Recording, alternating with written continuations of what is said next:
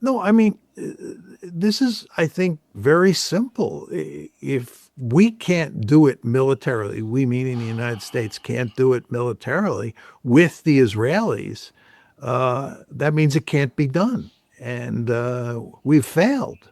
And therefore, we have to cut a deal. And that deal is going to reflect the fact that we lost.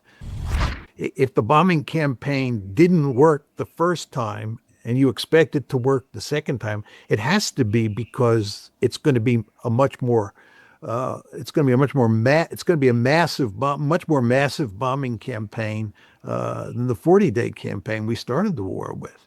But if you do that, that gives the Iranians a greater incentive to just wreck the entire Gulf.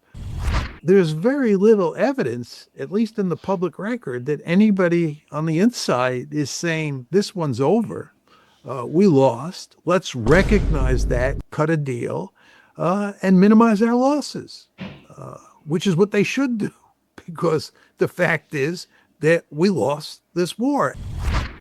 Both sides in both conflicts are unwilling to make any meaningful concessions. And they just want to continue the fight. And you get to the point where some of the participants become desperate and they'll do whatever they think they can get away with to win the war. Once you begin to go up the escalation ladder, everybody understands that at some point up there, it's hard to figure out, exactly where that point is. Your eyes are closed and you're feeling your way up the escalation ladder, right? But somewhere up that ladder is nuclear use. On one of the rungs is the use of nuclear weapons.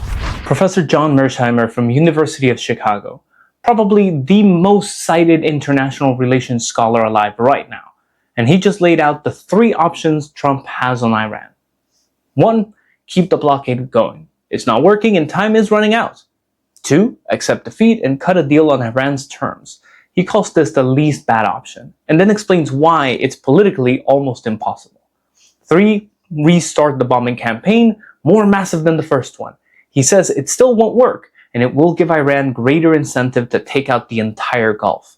And then he said something I think is genuinely important. The United States has never been good at accepting defeat. Vietnam, Afghanistan, Iraq, the pattern is always the same. Easy to get in, very hard to get out. This is the kind of war he promised us he would never enter into. That's Mearsheimer, on camera, talking about Trump and Iran. So let's get into exactly how he got here.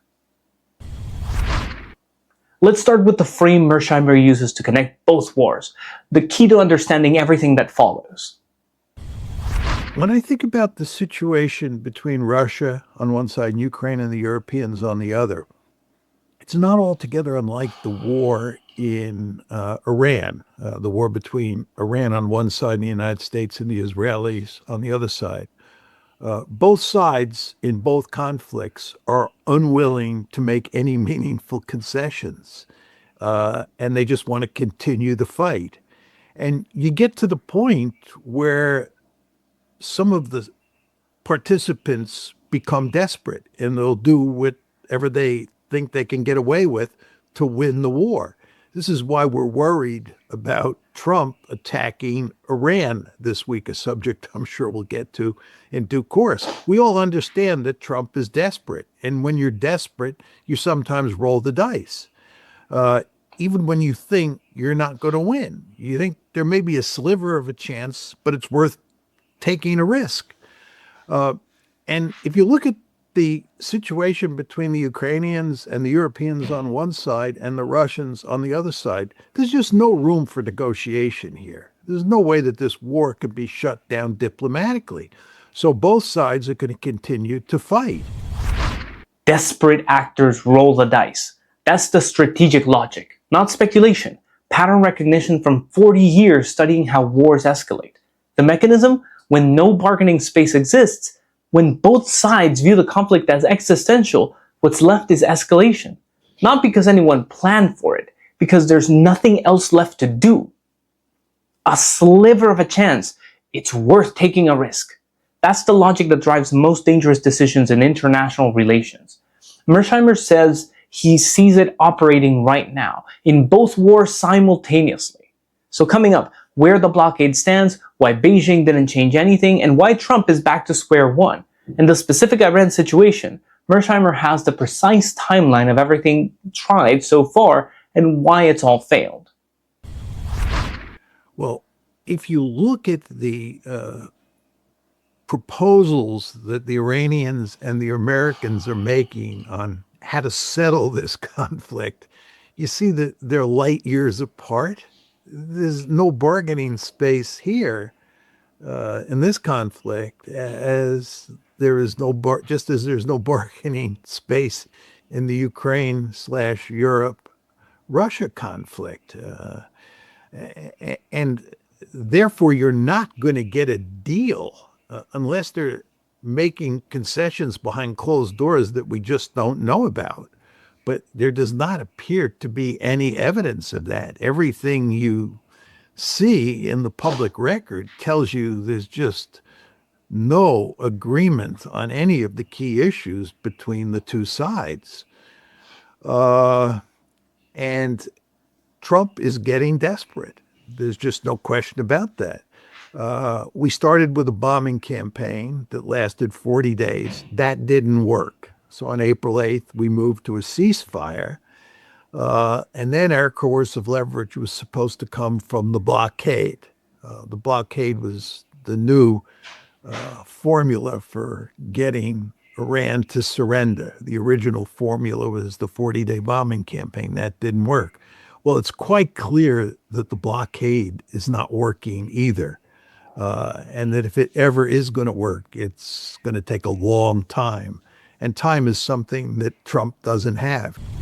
I think that he hoped that when he went to Beijing, he could talk to the Chinese and the Chinese would be willing to put pressure on Iran.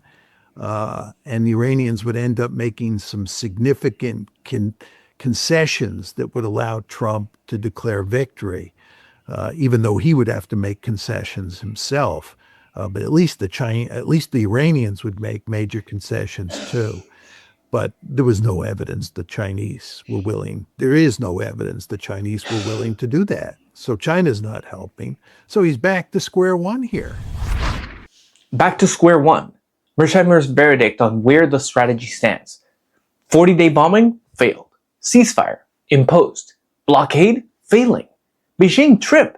China wouldn't pressure Iran. Each tool tried without producing the outcome needed. The logic now compresses to 3 options Mearsheimer names explicitly. We'll go through all 3 and why each lands somewhere bad. Welcome back to ARM Geopolitics. I'm Aaron Johnson, and on this channel we don't just cover the news.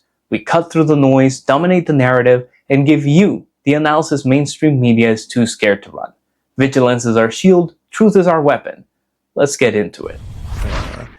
I think that's why they're talking about the bombing campaign. It really seems to me that you're now at a point with regard to the Iran conflict or the Iran war where you have 2 choices. You can, well, maybe you have 3 choices. One is to continue the status quo.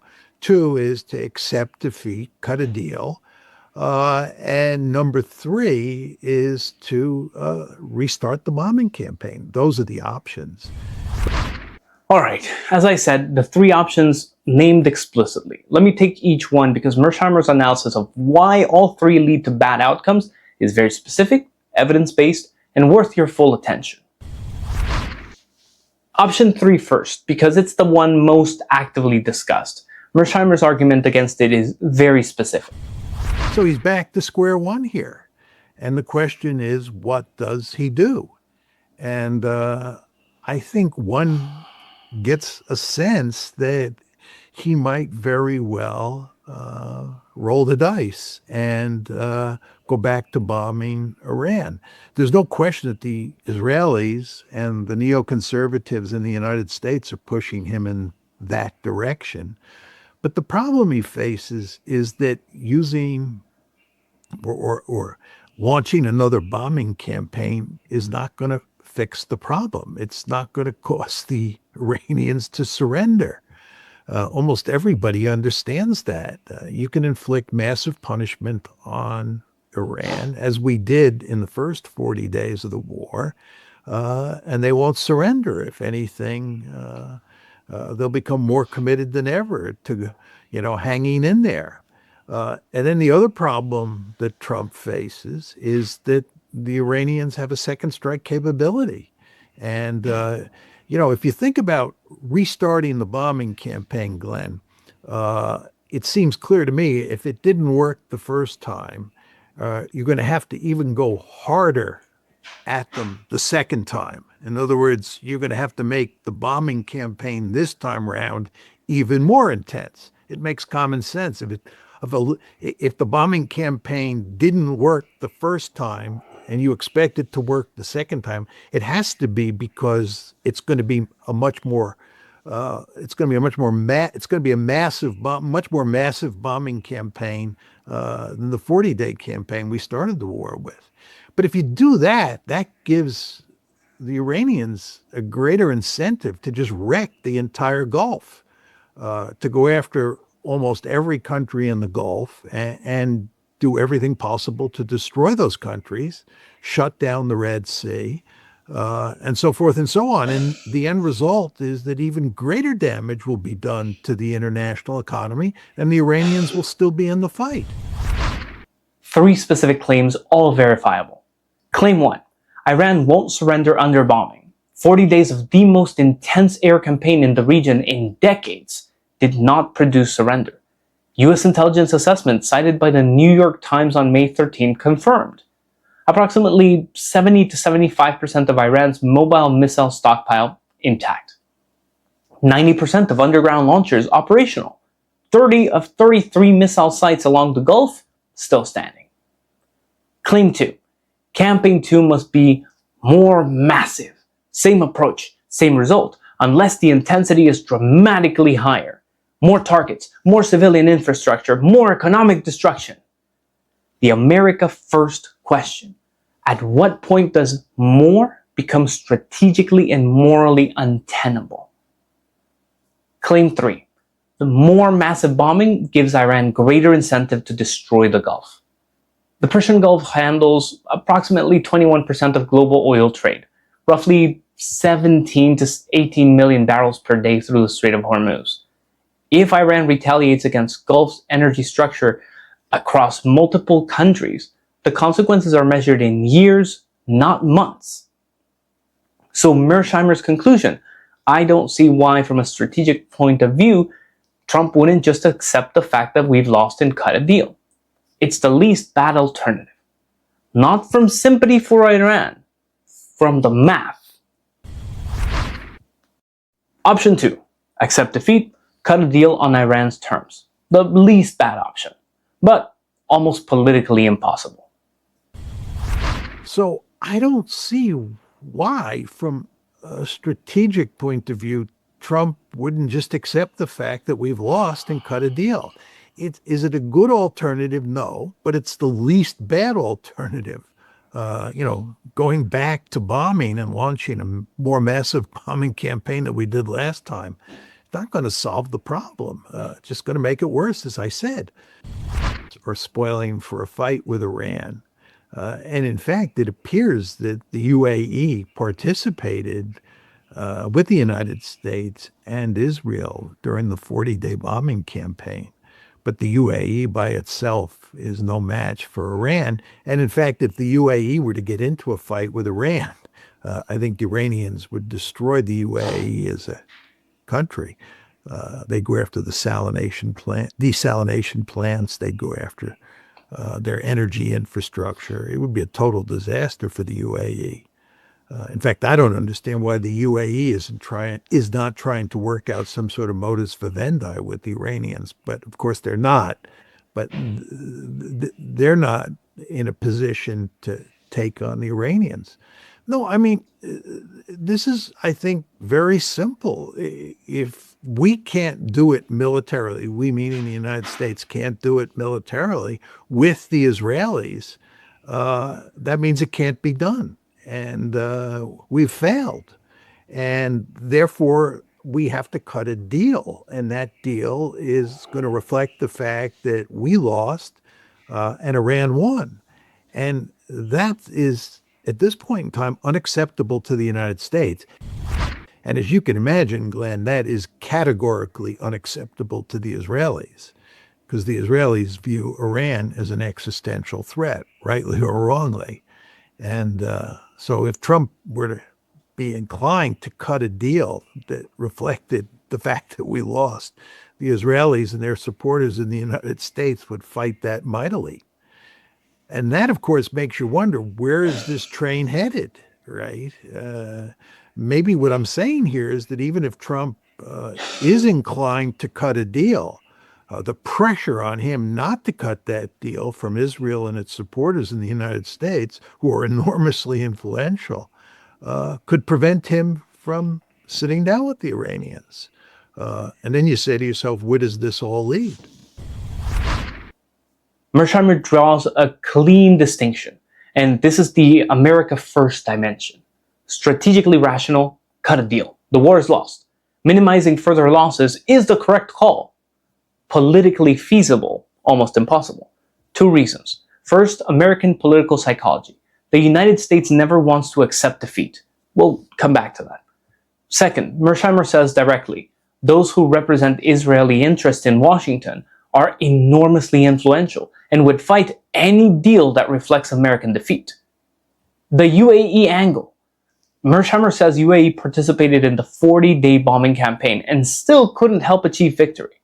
If UAE tried to fight Iran independently, Iran would destroy it as a country.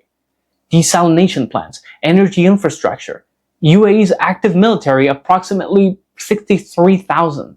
Iran's armed forces over 580,000. So where does this all lead, Mearsheimer asked directly. He doesn't fully answer it here. That's what the rest of this conversation is about. And now the historical frame that explains why option 2, the strategically rational option, almost certainly won't happen. Mearsheimer goes to Vietnam, uncomfortable, and the data backs it up. And, you know, it's funny, but I often sort of think about the Vietnam War when I think about the Iran War. And you want to remember in 1968, after President Johnson says that he's not going to run again because he's effectively been destroyed by the Vietnam War, Richard Nixon runs against Hubert Humphrey, and Richard Nixon wins the election in November of 68, and he takes over in January of 69. And Nixon made it clear when he was campaigning that he had a secret plan to end the war, and he was going to end the war quickly. Well, if you look at what happened after Nixon comes into office, he was not interested in ending the war. He wanted to stay in the fight. He did not want to concede defeat. We actually thought, by 1972, that by using American air power and Vietnamese ground forces, that combination would allow us to hold off the North Vietnamese and forestall defeat. The Nixon administration did not want to lose in Vietnam. They were constantly searching for a clever strategy to make sure that we could win the war, or at least not lose the war. Of course, what happened in the end is that Congress forced Nixon's hand. Congress told the Nixon administration, you cannot use air power to rescue the situation. May 72, when we stopped the North Vietnamese offensive with tactical air power, it was the last gasp. And after that, Congress made it impossible for the Nixon administration to prop up the government in Saigon with air power. And of course, what happened is that Saigon fell, the North Vietnamese won. Just to go to Afghanistan, as you well know, we were there for 20 years fighting the Taliban. We did not want to lose that war. So what this tells you is when the United States gets into a war, even when it's losing, it is very difficult to accept defeat. Very difficult. The United States is a very powerful country, and it's constantly looking for a way to win. And this is, I think, the basic logic that you see at play in the case of Iran. You and I can point out to them that this war is lost. And in a certain sense, they recognize that, but they just won't accept it. And the belief is there's just got to be a magic formula out there. After all, this is the United States of America, the greatest country in the world, the most powerful country in the world. How can you tell me? How can you tell us that we can't defeat a small country like Iran? This can't be the case. It's that kind of logic that kicks in. There's very little evidence, at least in the public record, that anybody on the inside is saying this one's over. We lost. Let's recognize that, cut a deal, and minimize our losses, which is what they should do, because the fact is that we lost this war and there's no way we can rescue the situation. It's just one pattern. Vietnam, Johnson knew it was going to be hard from the start. Nixon campaigned on a secret plan, got in, couldn't get out. Congress ultimately forced the exit, and the cost of 58,220 American service members killed. Afghanistan, 20 years. The Taliban, whom the US went in to destroy, now govern the country. The exit in 2021 looked nothing like victory. The cost, 2,461 Americans killed. Iraq, 2003, partially withdrew in 2011, went back in 2014. American forces remain in Iraq today. The cost, 4,431 Americans killed. It's very easy for the United States to get involved in wars, but it's very difficult to get out. That's the quote. And Mearsheimer applies it directly to Iran. We lost this war and there's no way we can rescue the situation. There's a question I gotta ask. If the pattern holds, if this is Vietnam, if this is Afghanistan, who pays the price while Washington searches for the magic formula? And now the second war, because Mearsheimer connects Iran to Russia, Ukraine explicitly. Two escalation ladders, both heading up. I did not think we would be at this point because I thought that the Russians would win on the battlefield, and the war would be pretty much settled by now on the battlefield. In my opinion, there's no question that the Russians are winning the war. And even if the war was stopped right now, the Russians have won. They have conquered roughly 20% of eastern Ukraine, and the Ukrainians are not going to recover that territory. And furthermore, if you look at what's happening on the battlefield, the Ukrainians are losing. The Russians are moving forward. But they're doing so at an incremental pace. And it's because of drones. I mean, drones, which were not manifestly apparent at the beginning of the war, are now manifestly apparent on the battlefield. And it makes it very difficult for the Russians to capture territory quickly and to, in effect, finish off the Ukrainians. I don't think the Ukrainians have enough troops to cover the front lines absent drones. If there were no drones, the front lines would be porous enough that the Russians could rather easily pour through. But given that we have lots of drones in the sky, the Ukrainians, with small numbers of troops, can hold the front lines and make it very difficult for the Russians to make progress. So I think there's no questions the Russians have won the war. And the only interesting question at this point is how much territory, additional territory, they'll end up taking. But the fact is, it's taking time. The Russians cannot count on winning a quick and decisive victory at this moment. And the end result is that there is pressure on the Russians to do something with regard to the ongoing air war that we started talking about. So I think given the slow progress the Russians are making on the battlefield, and given the fact that there is no bargaining space, and given the fact that the Europeans and the Ukrainians seem determined to increase the number and quality of the attacks on the Russian homeland, I think it's inevitable that you're going to get serious escalation. And as I said, it doesn't take a major step by the Russians in terms of number of missiles launched into NATO territory to represent a gigantic leap forward. Once you begin to go up the escalation ladder, everybody understands that at some point up there, it's hard to figure out, exactly where that point is. Your eyes are closed and you're feeling your way up the escalation ladder, right? But somewhere up that ladder is nuclear use.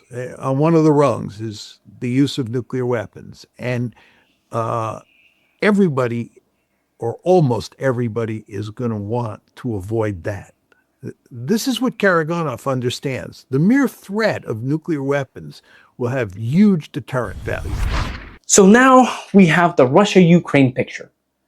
On clip 1, Mearsheimer says Russia has already won Ukraine, conquered 20% of eastern Ukraine, Ukrainians won't recover it. Drones explain why the front hasn't collapsed faster. Small troop numbers can hold with drone coverage. Clip 2. Escalation is coming regardless. 3 conventional missiles into Romania, 3 into Poland, his words. And you've crossed the threshold that changes everything in NATO history. A strike on 2 NATO members is a gigantic leap forward, not a small step. Clip 3. The nuclear dimension.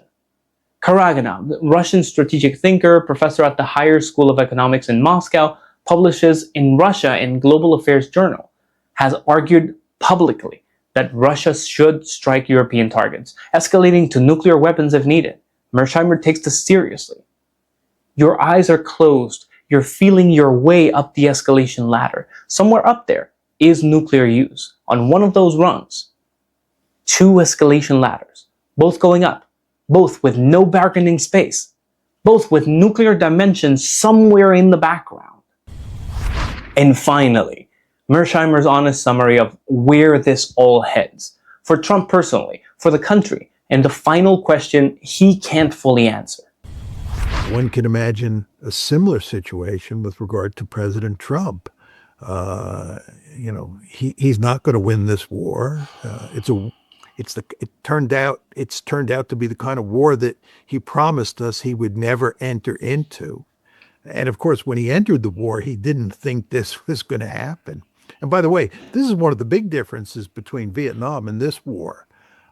In the Vietnam War, Johnson understood full well that he was in effect entering a war where we had no formula for winning that war. He thought it was essential that we enter the war anyway and try and figure out how we could win it as we moved along. But he was very pessimistic from the get-go. This is different. Trump was optimistic.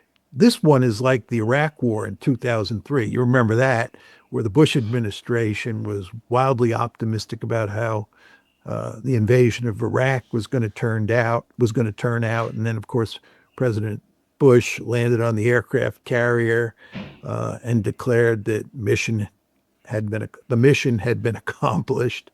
Of course, it all went to hell in a handbasket shortly after that. But in the case of Iraq, I agree with you. I think we could title this talk "Up the Escalation Ladder."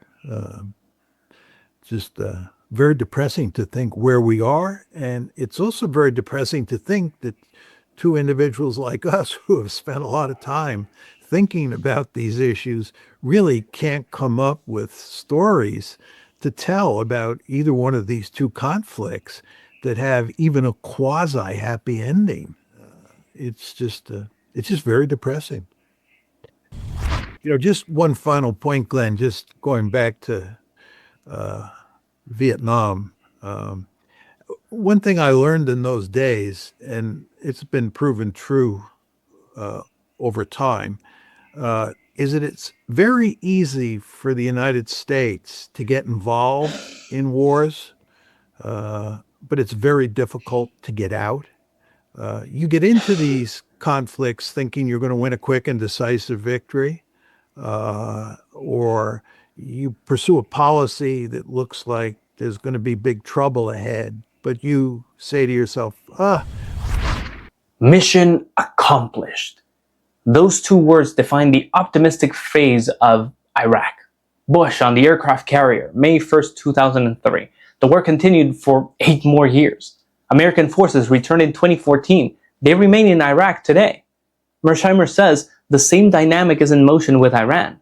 Trump was optimistic. Quick and decisive was the expectation on February 28th. And now, no exit strategy, no bargaining space. 3 options, all of them bad. Desperate actors looking for a magic formula. We could title this talk Up the Escalation Ladder. His words on camera can't come up with a quasi-happy ending for either conflict. For a man who has spent 40 years studying international relations, that is a deliberate and precise statement. Easy to get in, very hard to get out. The pattern of Vietnam, Afghanistan, Iraq, and now Iran. The war started February 28th. The clock is running. Alright, let's break down what Mearsheimer is actually saying here, stripped of all the academic fluff. When it comes to Iran, we've only got 3 options on the table. And honestly, they all suck. Option 1, keep up the blockade. Spoiler alert, it's not working and Trump is running out of time. Option 2, take the L, cut a deal. It makes total sense strategically, but politically, almost impossible. Option 3, start bombing again. But this time, it has to be way bigger than round 1, which gives Iran a massive reason to absolutely wreck the Gulf. And even then, they still won't surrender. So right now, we're looking at 2 major wars, both climbing up the escalation ladder. There's 0 room to negotiate, and we've got desperate people throwing Hail Marys. Oh, and on one of those ladders, there are nuclear weapons sitting right above us. We just don't know exactly how close they are. It's the same exact pattern we saw in Vietnam. The US doesn't like to lose, so we keep chasing some magic formula to fix it. We stay in the fight way too long until Congress finally forces us to pack up. Sometimes that takes 20 years. When one of the most famous international relations scholars alive looks at the camera and says, "We lost this war and there's no way we can rescue the situation," you should probably listen.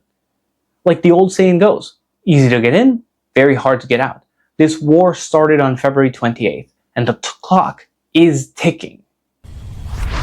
Real talk though, Mearsheimer just laid out 3 different options, and he basically shot down every single one of them. So I'm throwing this over to you. Is there a 4th option here? Like, is there some kind of wild card move that nobody's talking about that completely resets the board and changes the math? Because I've been staring at this problem for a minute now. And honestly, I just don't see it.